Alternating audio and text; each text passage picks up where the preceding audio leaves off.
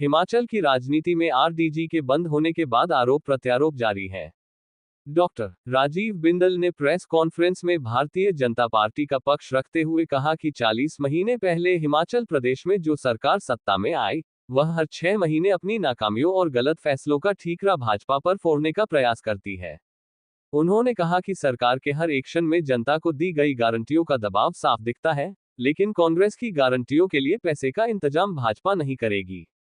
Doctor Rajiv Bindal ने कहा कि मुख्यमंत्री सुखविंदर सिंह सुक्खू द्वारा बुलाई गई सर्वदलीय बैठक में अपनी ही पार्टी के अध्यक्ष शामिल नहीं हुए, जबकि पूर्व कांग्रेस अध्यक्ष कुलदीप राठौर ने बैठक में कांग्रेस का नेतृत्व किया। उन्होंने आरोप लगाया कि यह सर्वदलीय बैठक राजनीतिक दृष्टि से पूर्व नियोजित तरीके से बुलाई गई थी।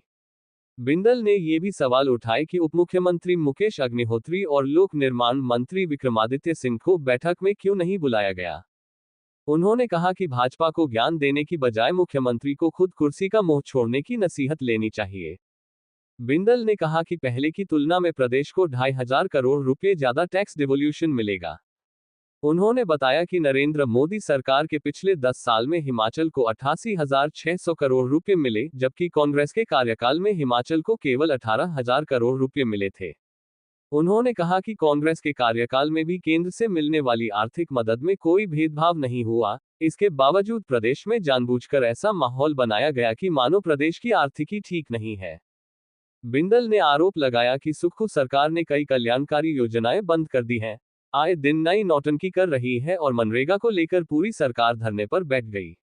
उन्होंने कहा कि केंद्र सरकार ने इस बार के बजट में इंफ्रास्ट्रक्चर के लिए 12 लाख करोड़ रुपए का प्रावधान किया है। मुख्यमंत्री को चाहिए कि वे केंद्र से प्रदेश में पर्यटन इंफ्रास्ट्रक्चर के लिए पैसा लेकर आए और सरकार अपनी फिजूल खर्ची कम करे।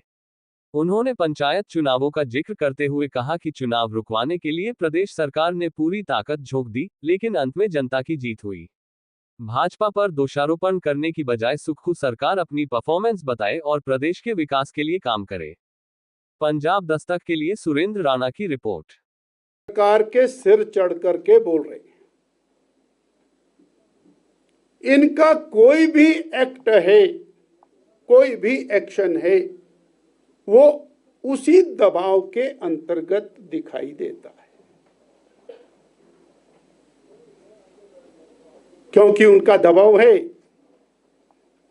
इसलिए ये उस दबाव को शिफ्ट करते हैं।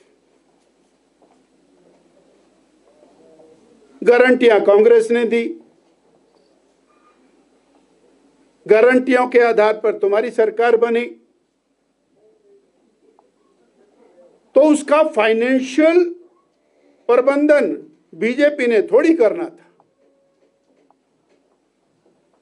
तुम्हारी गारंटियों का पैसा पूरा करने का काम बीजेपी ने थोड़ी करना था।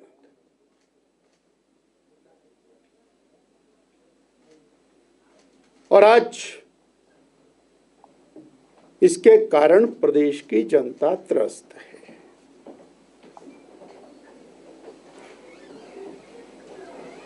माननीय मुख्यमंत्री जी ने पिछले कल एक सर्वदलीय बैठक बुलाई। अब वो कहने को तो सर्वदलीय बैठक थी, पर जिस पार्टी की सरकार है,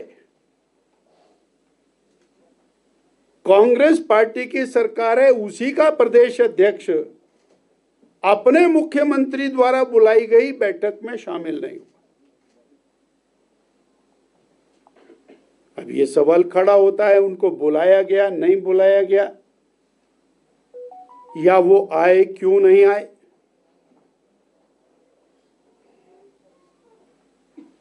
और फिर स्टेट